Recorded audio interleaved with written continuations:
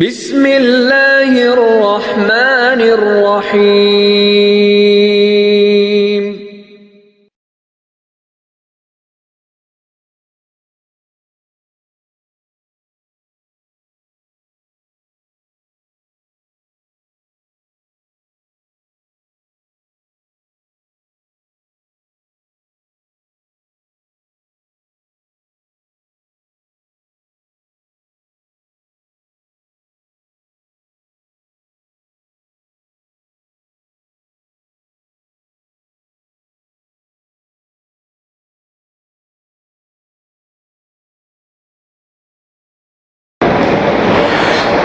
الحمد للہ رب العالمین والصلاة والسلام علی رسول الامین الی یوم الدین، اما بعد، قال اللہ تبارک و تعالی فی القرآن المجید، اعوذ باللہ من الشیطان الرجیم، بسم اللہ الرحمن الرحیم، ان ھذا القرآن یہدی للتی ہی اقوم ویبشر المؤمنین الذین یعملون الصالحات، صدق اللہ العظیم والمولا الکریم۔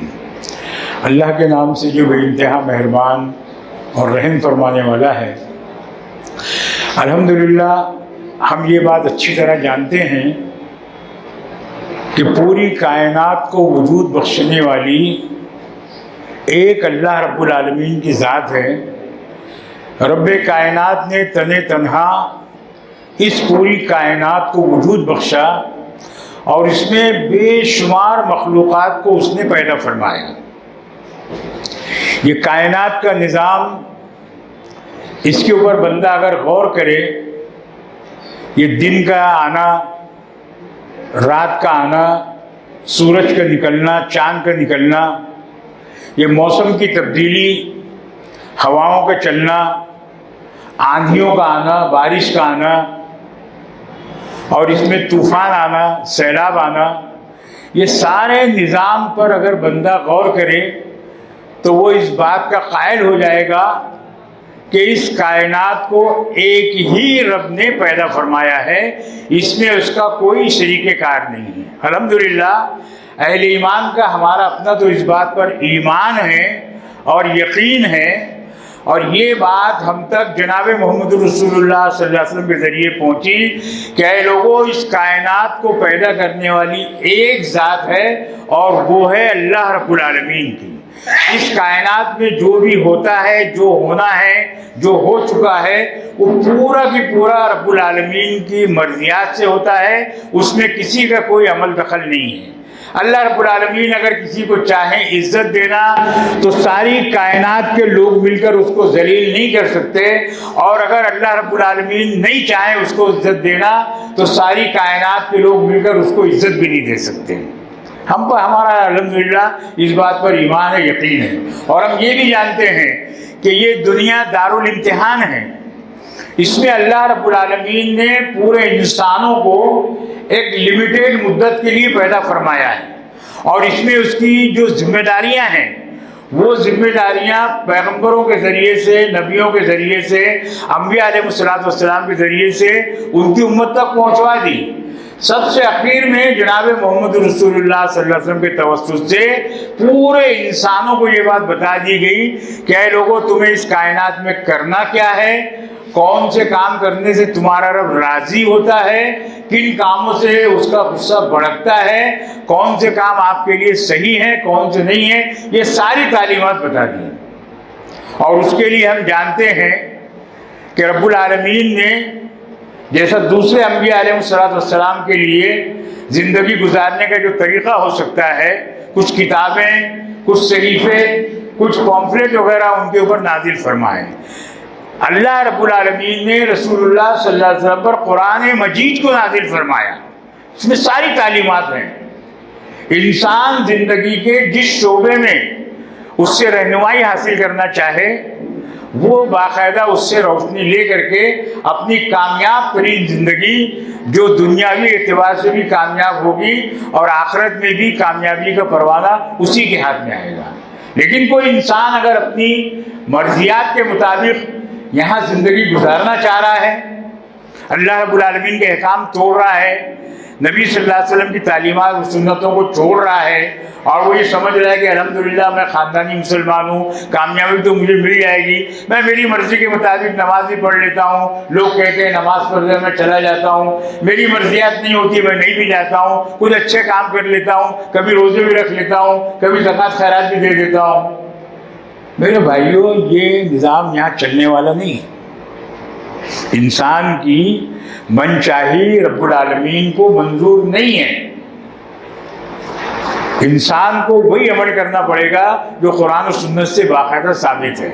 عبادت کا وہی طریقہ، توحید کا وہی ضابطہ، نماز کا وہی اصول، حج عمرے کے لیے وہی طریقہ، خرچ کرنا کمانے کا جو ہے ضابطہ قرآن و سنت میں بتایا گیا وہی ہوگا۔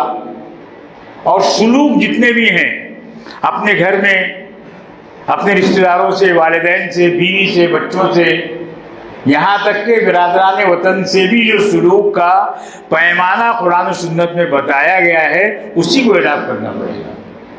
میں نے اس کے پہلے جب 2-3 مہینہ پہلے آپ کے سامنے حاضری کا موقع ملا تھا تو میں نے والدین سے متعلق کچھ باتیں آپ کے سامنے رکھی تھیں، اور وقت کی تنگی کی وجہ سے وہ باتیں بھی مکمل نہیں ہو سکی تھیں۔ میں چاہ رہا ہوں کہ اس سلسلے میں بھی کچھ روشنی ڈال دی جائے۔ آج ہمارے نوجوانوں کا نظام بھی بہت بدل چکا ہے، اور برائیاں بالکل عروج پر ہیں۔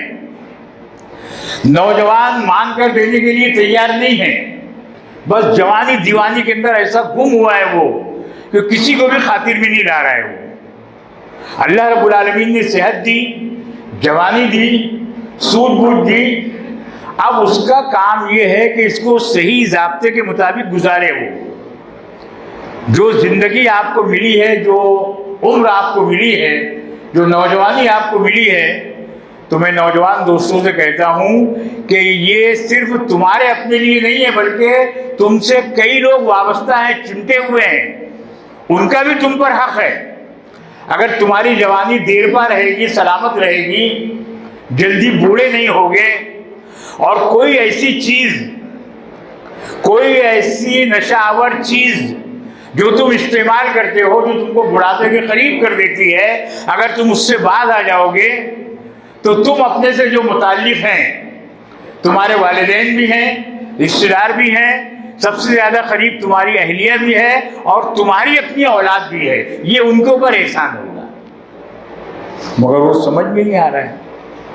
انسان کی جب تھوڑی عمر ڈھلتی ہے، ابھی ہم لوگ جس عمر میں چل رہے ہیں، اور ہمارے ساتھ بہت سارے لوگ یہاں احباب ہمارے بھائی بیٹھے ہیں، ان سے پوچھئے جوانی کی قدر، اس کی اہمیت، پیروں کا کیا معاملہ ہے، نظر کا کیا ہے، ہاتھ پیر کی کیا پوزیشن ہے، کمر کیا کہہ رہی ہے، آنکھ، کان، اس کے دانت یہ کیا کہہ رہے ہیں۔ یہ جیسا جیسا آدمی تھوڑا سا آگے بڑھتا جاتا ہے تو اس کو محسوس ہوتا ہے کہ واقعی میں نے جو مجھے چیز ملی، جوانی ملی تھی، میں نے اس کی قدر نہیں کی۔ اب بہت سارے لوگ صحت مندی سمجھے، صحت مند ہے الحمدللہ، اب وہ اتفاق سے اللہ تعالیٰ نے ان کو اپنے گھر پر بلا لیا، حج یا عمرہ کے لیے چلے گئے۔ وہاں جانے کے بعد اس کو احساس ہوتا ہے کہ میں اپنے مقام پر جو تھا، تھوڑی دور مسجد سے میرا مکان تھا، میں کبھی جاتا بھی تھا، کبھی نہیں بھی جاتا تھا، گھر بھی پڑھ لیتا تھا، کبھی اور ڈنڈی مار دیتا تھا، لیکن وہاں جانے کے بعد جو فرض ارکان ہیں، خانہ کعبہ کا طواف کرنا، جب وہ احرام پہن کر عمرے کی نیت کر کے دعا پڑھ کے وہ حرم میں داخل ہوتا ہے، اور حرم میں داخل ہونے کے بعد جب اس کے طواف کو شروع کرتا ہے تو اس کو معلوم ہوتا ہے کہ میں کتنا پانی میں ہوں۔ کہتے ہیں نہیں، اب میں عمر کے اس اسٹیج پر پہنچ چکا ہوں کہ یہ 7 چکر لگانا بھی میرے لیے محال ہے، مجھے گاڑی کا انتظام چاہیے۔ انسان جوانی کے اندر کچھ سمجھ نہیں رہا ہے۔ بہت سارے لوگ تو ایسے ہیں یار کہ جو بوڑھے ہو گئے ہیں، ہماری اپنی عمر کے، ہمارے سامنے کے بچے ہیں، وہ ایسا لگ رہا ہے کہ ہم سے بھی 10-20 سال زیادہ بڑھ گئے، وہ پورے سفید بال اور دانت نکل گئے، موٹے چشمے لگ گئے اور چلنا نہیں آ رہا ہے، اور بیٹھنا نہیں آ رہا ہے, یہاں سے وہاں تک بولے تو جا نہیں سکتے وہ. میرے بھائیوں یہ وجوہات اس کی کیا ہے, کبھی ہم نے اس کے اوپر غور نہیں کیا. ماں باپ کو بھی غور کرنا چاہیے. آج برائی جو ہے وہ اتنی عام ہو گئی ہے کہ پہلے اگر کوئی شراب پی کر آتا تو لوگوں کو معلوم پڑ جاتا تھا کہ بھئی یہ ڈولتے چل رہا ہے, شراب پی لیا اس نے. آج کا نوجوان تو نامعلوم کن کن چیزوں کا نشہ کر رہا ہے. وہ بٹن اور سوکھا اور گیلا اور وہ فلاں اور وہ گولیاں اور یہ وہ اور انجیکشن تو سنا تھا. اب تو سننے میں یہ آ رہا ہے کہ وہ ٹو ویلر کی جو ٹاکی ہے اس میں جو پیٹرول ہے اس کا بھی نشہ کر رہا ہے. وہ ٹانکی کو کھول کر کے وہ اس کو سونگ لے رہا ہے, بس وہ نشے میں دھت ہے. اور نشے کے عالم میں وہ کسی کو بھی قینچی اٹھا کے چاقو اٹھا کے مار دے رہا ہے. اور آئے دن یہ واقعات ہمارے پاس ہو رہے ہیں اور کوئی بولنے بتانے والا نہیں. پہلے بچوں کو سمجھایا جاتا تھا تو وہ عزت کرتے تھے, احترام کرتے تھے. اب آج اگر کسی بچے کو سمجھایا جائے کہ بیٹے یہ جو آپ سگریٹ پی رہے ہیں یا یہ جو نشہ آور چیز استعمال کر رہے ہیں, فلاں دوا استعمال کر رہے ہیں, وائٹنر استعمال کر رہے ہیں, نہ معلوم کیا کیا چل رہا ہے, اس کو چھوڑ دیجیے آپ, یہ آپ کی صحت کے لیے گھاتک ہے. آپ اس کو نہیں پی رہے ہیں بلکہ یہ آپ کو پی رہی ہے. ابھی کئی کیسز ایسے ہیں, بعض لوگ آتے بولتے میں ایسے دعا کر دو. بولے کیا ہوا؟ بولے انہوں بہت بیڑی پیتے تھے, ان کا پھیپھڑا خراب ہو گیا. کیا ہوا؟ بولے یہ کچھ سال پہلے تک شراب کے عادی تھے, اب چھوڑ دیے. بولے مگر ان کا اندر کا پورا جو مشین ہے وہ خراب ہو گیا. اب دعا سے کیا کریں گے اس کو؟ دعا کوئی ایسا وہ ہے کہ اس کو پلا دی, اس نے زندگی بھر جو برائی کرا اور اس کا جو معاملہ خراب ہوا, مشنری جو خراب ہوئی وہ اس کے پانی سے ختم ہو جائے گی. اتنا آسان سمجھ لیے. ہم کو اللہ نے جو جوانی دی تھی ہم نے اس کی قدر نہیں کی, اور آج یہ برائی میرے دوستو بالکل عام ہے. کوئی ماننے کو تیار نہیں. بولے بھائی یہ کام مت کرو. بولے حضرت ہم نے بہت دیکھے, جاؤ پہلے اپنے گھر میں بچے ان کو سمجھاؤ, بہت ہوشیاری کر رہے. بولے سب معلوم ہے ہم کو برا کیا ہے بھلا کیا ہے, مان کے دینے کے لیے تیار ہے. اور اس کا انجام یہ ہو رہا ہے کہ جب تھوڑا سا معاملہ بگڑتا ہے, جب خرابی پیدا ہوتی ہے تو پھر جیل جانے کی نوبت بھی آتی ہے. کسی کو مار دیا, گھر میں سے کوئی چیز چوری کر لی, اس کی زندگی کا سکون بالکل غارت ہو جا رہا ہے. حالانکہ قرآن و سنت میں بڑی اس کے فضائل بتائے گئے ہیں, اس کی اہمیت بتائی گئی ہے ماں باپ کی. وہ ماں باپ کو بھی ماننے کے لیے تیار نہیں ہے. بہت سارے تو میرے دوستوں ایسے ہیں, حقیقت ہے یہ, کہ وہ نشہ آور چیزیں استعمال کرنے سے شادی کے قابل بھی نہیں رہتے, شادی بھی نہیں کر پاتے. ایک صاحب سے ملاقات ہوئی, بولے ایسا ایسا ہے, یہ کوئی حکیم کو بتائیے آپ. نہیں, بولے شادی کرنی نہیں چاہتا. وہ یہ کہتا ہے کہ بھائی میں ایسا, اور ایک دم ایسا ہو گیا بالکل ہاتھا پیرا اس کے بالکل باریک, اب شادی کرنے کی پوزیشن میں نہیں. کیا ہے؟ تو بولے یہ فلاں چیز استعمال کرتا تھا. اچھا, منع کرے بھی تو مانتا نہیں تھا. اب وہ بولتا کہ میری زندگی بیکار ہے, اب میں تو ایک ہی کام ہے, خودکشی کر لوں گا. یہ کام آپ کو سمجھ میں نہیں آیا. اچھا, دوسرے دیکھ بھی رہے ہیں, اس کے ساتھ میں ہیں, کام کچھ نہیں ہے, کسی سے 10-5 روپے لے کے اپنا تھوڑی بہت گیلی سوکھی کچھ پی لیا اور گھر میں آ کے بیوی پر ظلم کر رہا ہے. کھانے کو ایک لقمہ نہیں ہے گھر میں, بچے پریشان ہیں, اور اب بولے ایک ہی راستہ ہے خودکشی. کہاں جا رہا ہے معاشرہ؟ ایک طرف تو ہمارا اپروچ اسلام سے یہ ہے, ہم نبی صلی اللہ علیہ وسلم سے محبت کا دعویٰ کرنے والے, قرآن ہماری کتاب ہے, ہمارے باپ دادا نے اس ملک پر راج کیا, یہ ایسا بول رہا ہے ایسا بول رہا ہے, ٹھیک ہے سب ہونے دو, وہ سب ہو رہا ہے وہ سب ہوتا رہے گا. اس سورہ آل عمران کی 120 نمبر کی آیت دیکھ لیجیے. اگر ہم کو نقصان پہنچا تو مخالفین بہت خوش ہوتے ہیں, وہ چاہتے ہیں نقصان پہنچانا. سلسلہ شروع ہے, ملک میں بہت نئے مسائل چل رہے ہیں, اور نبی کریم صلی اللہ علیہ وسلم کی شان میں ڈائریکٹ گستاخی کی جا رہی ہے. مدارس توڑے جا رہے ہیں, مساجد پر قبضہ ہو رہا ہے, مسلمانوں کی پراپرٹی کو ڈیمیج کیا جا رہا ہے, ان کو پکڑا جا رہا ہے, مقدمات کیے جا رہے ہیں, الزامات لگائے جا رہے ہیں. سب تو چل ہی رہا ہے معاملہ, یہ سب تو چلنا ہے. لیکن ہمارا اپنا اپروچ ہمارے رب سے کیا ہے؟ ان حالات میں, یہ حالات گزر چکے ہیں, یہ حالات آ چکے ہیں, ان حالات میں نبی کریم صلی اللہ علیہ وسلم نے اور حضرات صحابہ کرام رضوان اللہ تعالیٰ علیہ مجمعین نے کون سا رول پلے کیا تھا، کون سا طریقہ اختیار کیا تھا؟ آج ہمارا ہے کیا؟ نماز سے کوئی لینا دینا نہیں، مسجد عالی شان بننی چاہیے، امام کو جتنی کم سے کم ہو سکتی ہے اتنی تنخواہ دینی چاہیے، مؤذن کا تو ایسا ہے بھائی اللہ پر توکل کرنا چاہیے، اچھی سے اچھی مسجد بن جائے، بس روشنائی لگا لوں، یہ لگا لوں، وہ لگا لوں، فرش بچھا لوں، فلاں کر لوں، ڈھیکا کر لوں۔ نماز کا بولے ہے کچھ لوگ ہیں وہ پڑھتے بروبر، ہمارے کیا ہم بزی رہتے ہیں، بولے کاروبار ہے چھٹی نہیں ملتی، نماز سے کوئی سروکار نہیں۔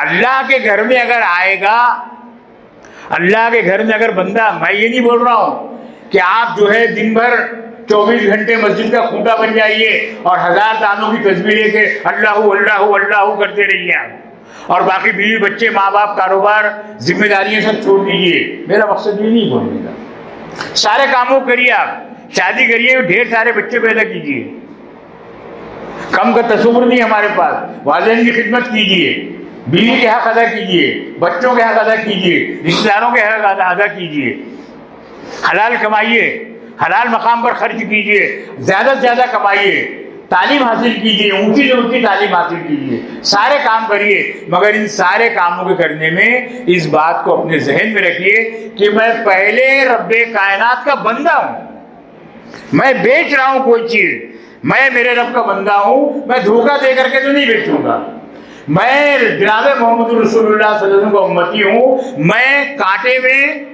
ماپ میں پاپ نہیں کروں گا، میں جھوٹ نہیں بولوں گا، میں سودی نظام نہیں چلاؤں گا، زنا کے قریب نہیں جاؤں گا، اس کی غیبت بھی نہیں کروں گا، اس کو نقصان پہنچانے کا پروگرام بھی نہیں بناؤں گا، چونکہ میں اللہ کا ماننے والا ہوں اور رسول اللہ صلی اللہ علیہ وسلم کا امتی ہوں۔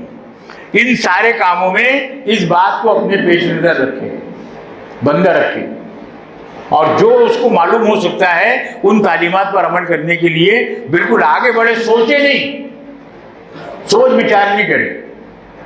پہلے جو لوگ یہ بولتے تھے کہ بھائی قرآن سمجھنا ہر ایک کی بس کی بات نہیں ہے، کیا کریں یار، ہم تو بہت پچھتاتے، ہم نے تو پڑھا ہی نہیں ہے۔ رب کائنات نے ایسے ایسے آلے جات، ایسی ایسی ٹیکنالوجی دنیا نے پیدا فرما دی ہے، دنیا میں وہ ساری ٹیکنالوجی آ گئی ہے کہ اب کل حشر کے میدان میں بندہ یہ نہیں کہہ سکتا کہ اے میرے رب، میں تو عربی نہیں جانتا تھا، قرآن تو نہیں پڑھا تھا، مجھے کچھ معلوم ہی نہیں، باقی سب معلوم ہے، باقی ساری چیزیں معلوم ہیں، بس یہی نہیں معلوم ہے۔ اب تو ایسا ہے کہ موبائل میں انسان بول دے کہ مجھے پہلا پارہ سننا ہے، آ جاتا وہ، پہلے پارے کا 5واں رکوع سننا ہے، وہ آ جاتا، کوئی آیت نمبر بولا وہ آیت آ جاتی، وہ سن بھی سکتا، پڑھا لکھا نہیں تو سن بھی سکتا۔ اور آج موبائل کی جو ایکسپرٹ ہیں وہ زیادہ وہی ہیں جنہوں نے کوئی تعلیم حاصل نہیں کی، وہی زیادہ موبائل چلا رہے ہیں، استعمال کر رہے ہیں، اور ایسا موبائل چل رہا ہے الحمدللہ، ایسا چل رہا ہے کہ رات میں بستر جائے تک، بیت العظم میں جانے تک، سفر میں اور کہیں چل رہے ہیں تو موبائل ہاتھ ہی میں رہتا ہے، رات میں دیکھتے دیکھتے دیکھتے دیکھتے اس کی پین لگا دیے، سو گئے، کیڑے مکوڑے کے جیسا پڑے ہوئے ہیں، اور وہ موبائل اپنی جگہ پڑا ہوا ہے، چالو ہے، نیٹ بھی چالو ہے، موبائل بھی شروع ہے، ہوش ہی نہیں ہے، اتنا زیادہ استعمال کر رہے ہیں۔ میرے بھائیوں، کیا کبھی ہم نے یہ نہیں سوچا کہ بیماری ہم کو نہیں لگے گی، اللہ کی پکڑ نہیں آئے گی، کہ اللہ پکڑ نہیں کرے گا؟ واقعات پڑھیے، واقعات دیکھیے، اور میں تو کہتا ہوں کہ ہر آدمی اپنے طور سے یہ طے کر لے کہ میرے رب کا بڑا احسان ہے کہ اس نے اس گئے گزرے زمانے میں مجھے ایمان کی دولت سے مالا مال کیا ہے، اور میں نیت کرتا ہوں کہ ایک مرتبہ کم از کم میں اپنی زندگی میں پورے قرآن کو ترجمے کے ساتھ پڑھ لوں گا انشاءاللہ۔ کرتے نیت، آپ کوئی دباؤ نہیں ہے، نیت کریے، اور جو لوگ ترجمہ پڑھ چکے ہیں ان کی اپنی ذمہ داری ہے کہ وہ اس کی تفسیر پڑھنے کی کوشش کریں کہ اللہ تعالیٰ مجھے کم از کم ایک مرتبہ موقع دے کہ میں پورے قرآن کی تفسیر پڑھ سکوں، احادیث پڑھ سکوں، اور میں اپنا جو کانٹیکٹ ہے، اپنا جو رابطہ ہے، میں حضرات علماء کرام سے مضبوط رکھوں، میں اللہ کے لیے، کہ یہ میرے امام صاحب، یہ میرے مولانا صاحب، یہ میرے فلاں صاحب، یہ رہنما ہیں، ان سے میں کسی معاملے میں رجوع کروں گا، کسی معاملے میں ان سے پوچھوں گا، میں کوئی آیت سمجھ میں نہیں آئی، کوئی حدیث سمجھ میں نہیں آئی، میں اپنے امام صاحب سے، اپنے محلے کے کسی مفتی صاحب سے، کسی عالم دین صاحب سے میں معلوم کروں کہ بھئی معاملہ کیا ہے، اور ان سے میں اپروچ کروں۔ یہ طریقہ اختیار نہیں کرنا کہ بعض لوگ ہمارے پاس عمارت شریعہ میں آتے ہیں اپنے یہاں ایک خانے میں، اور آنے کے بعد کیا بولتے ہیں، حضرت بولے کیا ہوا، میں بہت غصے میں تھا بولے، اور وہ بیوی بھی مان نہیں رہی تھی بولے، بہت پریشان کر رہی تھی، جذبات میں لائی بولے، تو وہ جذبات میں ایسا وہ ہوا، ایسا غصہ آیا کہ مجھے کچھ سمجھا نہیں، اور میں نے غصے کے عالم میں اپنی بیوی کو طلاق دے دیا۔ تو کیا طلاق واقع ہو جائے گی؟ ارے اللہ کے بندے، کوئی خوشی میں اپنی بیوی کو طلاق دیتا کیا کہ بیگم میں آج آپ سے بہت خوش ہوں، آپ نے اتنی زندگی میرا بہت اچھا سلوک کرے، لاؤ آج میں تم کو خوشی میں طلاق دے دیتا۔ وہی غصے کو تو اللہ کے نبی صلی اللہ علیہ وسلم نے منع کیا ہے کہ اس کو پی جاؤ، حرام پیو اور جنت میں جاؤ، حرام پیو اور جنت میں جاؤ، کھڑے ہیں تو بیٹھ جاؤ، بیٹھے ہیں تو لیٹ جاؤ، ایک گلاس پانی پی لو، وہ غصے وہ جگہ سے ہٹ جاؤ آپ۔ نہیں بولے میں نے غصے میں دیا طلاق بولے۔ اب وہ ایک طلاق کا مسئلہ الگ ہی ہے، وہ تفصیل میں جانا نہیں، دے تو دیا۔ میرے بھائیوں، زندگی بہت مختصر ملی ہے، ہر کام کے کرنے میں ہم اپنے سے زیادہ علم والوں سے تعلقات کو بڑھائیں، ان سے مشورہ کریں، ان سے معلومات لیں، اور اللہ کی کتاب اور رسول اللہ صلی اللہ علیہ وسلم کی یہ جو تعلیمات ہیں ان کو معلوم کر کے ہم اس کے اوپر عمل کریں۔ اللہ رب العالمین نے اسی لیے اس قرآن کو نازل کیا۔ یہ قرآن انسانوں کے لیے حاضر قرآن یادی للتی ہے اقوام، یہ قرآن کہتا ہے افلا یتدبرون القرآن، افلا یتدبرون القرآن۔ کہیں قرآن کہتا ہے لقد من اللہ علی المؤمنین اذ بعث فیہم رسولا منہم یتلو علیہم آیاتی ویزکیہم ویعلمہم الکتاب والحکمہ وان کانوا من قبل لفی ضلال مبین۔ قرآن کے کئی ایسے اعلانات ہیں، یہ صرف ہمارے لیے آیا ہے، اور قرآن زندوں کے لیے ہدایت اور رہنمائی ہے۔ پڑھیں، اس کو معلوم کریں کہ میری رہنمائی کیا کرتا ہے قرآن، یہ اللہ کی کتاب ہے، یہ میری رہنمائی کیا کرتی ہے، میرا اٹھنا بیٹھنا چلنا پھرنا سونا جاگنا، میرا کمانا کھانا خرچ کرنا، میری توحید رسالت اور آخرت کا تصور، اور مرنا اور جینا، اور میری نماز، میرا روزہ، میرا حج، میرا عمرہ، میری قربانی، میرے معاملات، میری سیاسی بصیرت، یہ کیا ہو، الحمدللہ وہ ساری تعلیمات اللہ رب العالمین نے قرآن میں نازل فرمائی۔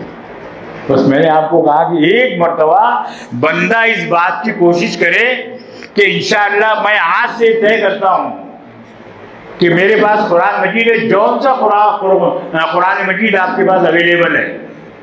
اختلافات کی بھی حد ہو گئی ہے، اب اس میں بھی سب سارے مسائل پیدا ہونے لگے۔ جو قرآن آپ کے پاس اویلیبل ہے آپ ارادہ کریے کہ انشاءاللہ میں آج سے رات میں جلدی سو جایا کروں گا، صبح کو جلدی اٹھوں گا، اور نماز کے پہلے اگر مجھے موقع مل رہا ہے یا نماز کے پہلے اگر وقت کم ہے تو میں فجر کی نماز باجماعت ادا کر کے کم از کم ایک رکوع پڑھوں گا، اور ایک رکوع پڑھنے کے بعد اس کا ترجمہ پڑھ کے پھر دوسرے کاروبار میں لگوں گا۔ بھئی اتنا ہم سے ہو سکتا ہے کہ نہیں ہو سکتا ہے؟ کتنے رکوع ہیں معلوم ہے قرآن میں؟ معلوم ہے کتنے رکوع ہے؟ 540 رکوع۔ حفاظ کرام ہمارے درمیان میں ہوں گے، 540 رکوع ہے، اور سال کے کتنے دن ہیں سب کو معلوم ہے، 365 دن ہے۔ آپ اندازہ لگا لو، چھوٹی چھوٹی صورتیں بھی ہے، انسان اگر ایک ایک رکوع بھی پڑھ رہا ہے، چھوٹی صورتیں 2 4 بھی پڑھ لے رہا ہے 30ویں پارے کی، تو بمشکل ایک سال کی بستی لگ رہی ہے، ایک سال کا فنا پروگرام ہو رہا ہے، قرض لیا جا رہا ہے، ایک سال کا یہ ہو رہا ہے، ایک سال کا وہ ہو رہا ہے۔ ایک سال میں ہم کہیں بھی رہیں، سفر میں رہیں، اپنے گھر میں رہیں، کاروبار میں رہیں، لیکن ایک رکوع ہم بآسانی پڑھ سکتے ہیں۔ اب تو قرآن اتنا آسان ہو گیا کہ پورا قرآن ساتھ میں لے کے چلنے کی ضرورت نہیں ہے۔ کچھ ایپ ایسے موبائل کے اندر ہیں کہ اس میں قرآن مجید موجود ہے، ترجمے کا بھی اور سادہ بھی، اس میں بھی دیکھ کے ہم سفر میں بھی پڑھ سکتے ہیں۔ تو وہی مشکل ہے کہ کم از کم ایک مرتبہ پڑھنے سے ہم کو یہ تو معلوم ہوگا کہ اللہ رب العالمین نے اس میں ہمارے لیے کون سی ہدایتیں اور کون سی تعلیمات نازل فرمائی ہیں، اور یہ ہماری ہدایت اور رہنمائی کے لیے آیا ہے۔ اگر ہم اس کے اوپر عمل کرنے والے بن جائیں، اگر ہم اس کے اوپر عمل کرنے کا طے کر لیں، یہ دنیا کا جو نظام چل رہا ہے نا، یہ کریں گے وہ کریں گے، وہ جو چلا تھا معاملہ کہ ہم نکال دیں گے، کھدیڑ دیں گے، رہنے نہیں دیں گے، چلا تھا نا وہ کارڈ، بتاؤ کیا تھا معاملہ، NRC NRP، اس وقت بھی ہم کو خوف نہیں تھا، ہم نے یہی بولے کہ ارے جاؤ یار، تمہارا دیکھو، رب کائنات چاہے گا تو ہم یہاں رہیں گے، اور اگر وہ نہیں چاہے گا تو جیسا ہوگا اس کو منظور، ہم کو منظور ہے وہ، تو ہم کو نکال لیا۔ اگر رب کائنات رکھنا چاہ رہا ہے، تم پوری ایڑی چھوٹی کا زور لگا دو، تم نکال نہیں سکتے۔ تھوڑے دن کے بعد معاملہ یہ آیا کہ بولے یہ بیماری آ گئی، پھڑا آ گیا، ڈھکا آ گیا، اب تک تو بولے کھدیڑ دیں گے، اب ڈنڈے لے کے بولے کوئی باہر دکھنا نہیں، دکان بند، مکان بند، ریلوے بند، ہوائی جہاز بند، موٹر سائیکل بند، کار بند، فلاں بند، یہ بند، مارکیٹ بند، گلیاں بند، دروازے بند، باہر نکلنا نہیں، بولے باہر نکلے ڈنڈے سے ماریں گے ہم۔ آپ تو بول رہے تھے بولے ہم کھدیڑ دیں گے، بولے اب کہاں گیا وہ؟ تم کیا چاہ رہے، رب کائنات کیا چاہ رہا ہے؟ میرے بھائیوں تھوڑا سا غور کرو، ان حالات کو اپنے سامنے رکھ کر، اللہ کی یہ کتاب ہمارے لیے آئی ہے، ہمارے لیے نازل ہوئی ہے، ہمیں اس میں غور کرنا ہے، ہمیں فکر کرنا ہے، اس کی تعلیمات کو معلوم کرنا اور اس کے اوپر عمل کرنا ہے، ان تعلیمات پر عمل کرنا ہے۔ یہ جو نظام چل رہا ہے، یہ جو بھی چل رہا ہے، ہم بولتے ہیں یار دیکھو ہم کو بولنے مت لگاؤ، نبی کریم صلی اللہ علیہ وسلم کو برا بھلا کہا جا رہا ہے، اللہ کو گالیاں دی جا رہی ہے، قرآن کی بے حرمتی کی جا رہی ہے، مسجدوں کی بے حرمتی کی جا رہی ہے، سب کچھ ہو رہا، ہم خاموش ہیں۔ تو ہم بولیں گے کہ بھائی ہمارا تو معاملہ یہ ہے، یہ سارا نظام چل رہا ہے، ہمارے پاس ایسا کوئی کرشمہ نہیں ہے کہ وہ خاتون کی میل سے جو ہے بچہ پیدا ہو جا رہا ہے، وہ تصور ہی نہیں ہے ہمارا۔ مجھے تفصیل میں جانا نہیں ہے، جانے تو ہم کو بولنے مت لگاؤ، ہم بولتے بھی نہیں۔ ہم نے ایک اللہ پر ایمان لایا، یقین کیا، اور ہم یہ جانتے ہیں کہ وہی اللہ ہے، ہمیشہ سے ہے، ہمیشہ رہے گا۔ کائنات کی ساری چیزیں فنا ہو جائے گی، رب کائنات کی ذات باقی تھی، باقی ہے، باقی رہے گی۔ کل من علیہ فان ویبقى وجہ ربک ذو الجلال والاکرام۔ الف لام میم، اللہ لا الہ الا هو الحی القیوم وعنت الوجوہ للحی القیوم، وہ ہمیشہ سے ہے، ہمیشہ رہے گا۔ ایسے رب کو ہم نے مانا ہے، اپنا خدا مانا ہے، اور اگر ہم اس کی عبادت کریں گے، بندگی کریں گے، اس کے مطابق احکامات پر عمل کریں گے، تو وہی رب ہماری زندگی میں برکت دے گا، ہمارے لیے آسانیاں پیدا فرمائے گا، ہماری آمدنیوں میں برکت دے گا، بیماریوں سے نجات دے گا، پریشانیوں سے نجات دے گا۔ اور اگر ذرا تھوڑا بہت آ بھی رہا ہے تو ہم یہ سمجھیں گے کہ بھائی یہ ممکن ہے ہمارے ہاتھ کی کمائی ہو، ہم کہیں رونگ چلے گئے ہوں گے۔ اگر راستہ چلتے ہوئے کہیں پوتی مل جاتی ہے، اب تو پولیس بھی کھڑا نہیں رہتا، لیکن وہ کیمرے میں دیکھ لیتے اور پوتی دے دیتے، بولے بھائی ایسا کیوں ہوا؟ نہیں، بولے ہم کچھ تو بھی غلط گئے ہوں گے، بولے اتنا یقین ہے۔ تو ہمارے اوپر اگر کوئی حالات آئے تو ممکن ہے ہم بھی کہیں نو انٹری میں گھس گئے ہوں گے، ہو سکتا ہے ہم سے کوئی گناہ ہو گئے ہوں گے، لیکن ہم کو معلوم نہیں کہ بھائی یہ غلط کام ہے، اللہ رب العالمین نے پکڑ کی، لیکن اس کا کرم اور احسان ہے کہ یہیں پر ہم کو اس نے توبہ کی توفیق عطا فرما دی۔ تو میرے بھائیوں، یہ چند چیزیں اس وقت میرے ذہن میں تھی۔ اللہ رب العالمین سے دعا کیجئے کہ اللہ رب العالمین ہم سے جو بھی جانے انجانے میں غلطیاں ہوئی ہیں، گناہ ہوئے ہیں، صغیرہ ہوئے ہیں، اللہ رب العالمین اس کو اپنی دریائے رحمت سے معاف فرما دے، اور آئندہ ہمیں قرآن مجید پڑھنے کی توفیق عطا فرمائے۔ اور خاص طور پر ہمارے جو نوجوان بینا روی کے اندر لگے ہیں، برائیوں کے اندر لگے ہوئے ہیں، نشاور چیزیں استعمال کر رہے ہیں، یہ میڈیکل کے اعتبار سے بھی غلط ہے اور مذہبی اعتبار سے بھی غلط ہے۔ ہم خود بھی بچیں اور ان کو بھی بچانے کی کوشش کریں گے انشاءاللہ۔ رب کائنات سے دعا ہے کہ اللہ رب العالمین ہمیں کہنے سننے زیادہ ان باتوں کو سمجھنے اور ان کے مطابق عمل کرنے کی توفیق عطا فرمائے۔ دیکھیے ہمارے یہاں اس جمیل بیگ مسجد سے ایک نظام چلتا ہے، اور وہ نظام میں سمجھتا ہوں کہ میں اکثر آپ کو بتاتا ہوں کہ ملک کے جس حصے میں بھی جانا ہوتا ہے، بلکہ بیرون بھی جانا ہوا اور کچھ پڑوسی ملک کے کچھ دیگر افراد جو اردو جانتے ہیں جب وہ ملاقات کی اور بات چیت ہوئی اور ان کو یہ بتایا گیا کہ بھئی ہمارے یہاں اورنگ آباد شہر میں مسجد جمیل بیگ نام سے ایک مسجد ہے، پرانی تاریخی مسجد ہے، اور وہاں پر ایک سلسلہ شروع ہے کہ شہر میں اور قریب میں جو میڈیکل کالج ہے، ہاسپٹل ہے، یہاں جتنے آنے والے لوگ ہیں، چاہے وہ کسی دھرم کے ماننے والے ہوں، کسی سماج کے ہوں، کسی طبقے کے ہوں، امیر ہو غریب ہو کوئی بھی ہو، ان کے لیے یہاں پر 2 وقت کھانے کا انتظام مسجد کی جانب سے کیا جاتا ہے۔ کتنا بھی کھانا کھا رہے لوگ مولانا؟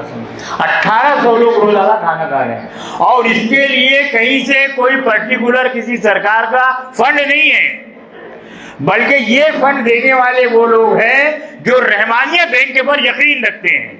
انہوں نے دیا، یہ سارے مسلی حضرات ہیں، اہل ایمان ہیں، اورنگ آباد شہر کے افراد ہیں جو یہاں پہنچ نہیں سکتے، وہ بھیجا دیتے۔ ابھی میں نے دیکھا کوئی سامان یہاں پر آیا، کوئی ان کا سفیر نہیں ہے، یہاں مسجد میں آنے والے جمعہ کی جمعہ بے شمار روپیہ ان کو دیتے ہیں، یہ 1800 لوگوں کا روزانہ کھانا۔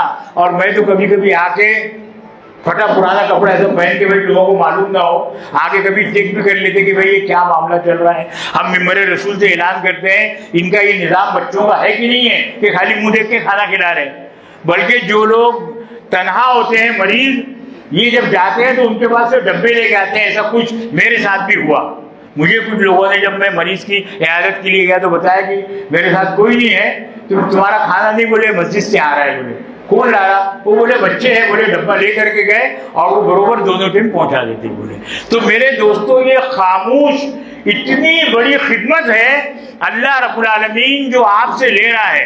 میں تو یہ کہوں گا خوش نصیب ہیں وہ لوگ جن کو اللہ رب العالمین نے یہ موقع عنایت فرمایا کہ وہ یہاں پر آنے والے دور دراز سے آنے والے لوگوں کا، انسانوں کی جو ہے خدمت میں اپنی گاڑی کمائی کا روپیہ لگا رہے ہیں، اور اللہ رب العالمین نے اس میں برکت اتنی عطا فرمائی کہ لوگ دیکھیے فنڈ لے کے پوری بینک کو ہضم کر لیے، ڈکار نہیں لیے، بینکیں ختم ہو گئی مگر ان کے پیٹ نہیں بھرے۔ اور یہاں پر یہ عوامی چندہ ہے، جمعہ کے ذریعے ہوتا، لوگ بھیجتے۔ اللہ تعالیٰ نے اتنی برکت دی ہے کہ 1800 لوگ جو ہے مسلسل بلا ناغہ، چاہے وہ لاک ڈاؤن ہو یا بند ہو یا فلاں ہو، لوگ مسلسل یہاں سے کھانا تقسیم کیا جا رہا ہے، لوگ کھا رہے ہیں اور اس کے بعد یہاں سے جا رہے ہیں۔ یہ ثواب کا میرے دوستو ہم کو اندازہ نہیں ہے، تو میں آپ سے درخواست کرتا ہوں کہ آپ خود بھی اپنی مرحومین کے ایصال ثواب کے لیے دیجیے۔ اگر رسید بنوانی ہے تو حی علی الصلاۃ پر اس کا بہت ہی چھوٹا سا آفس ہے، آپ اس آفس کے اندر جائیے، لوگ بیٹھے رہتے ہیں، باقاعدہ آپ کو رسید دیں گے۔ اگر آپ نہیں دے سکتے ہیں تو کم از کم دے دے، دلا دے، دینے والے سے ملا دے۔ 1 روپیہ کا ایسا کوئی ضروری نہیں ہے کہ آپ نے اتنے ہی ڈالنا۔ رب کائنات نے جو استطاعت آپ کی دی ہے، جتنا بھی اس میں خلوص آپ کا شامل ہے، جتنا بھی آپ دے سکتے ہیں اتنا عنایت کیجئے، اللہ رب العالمین اس کی برکت سے آپ کو نوازے گا انشاءاللہ۔ تعاون کریں گے انشاءاللہ۔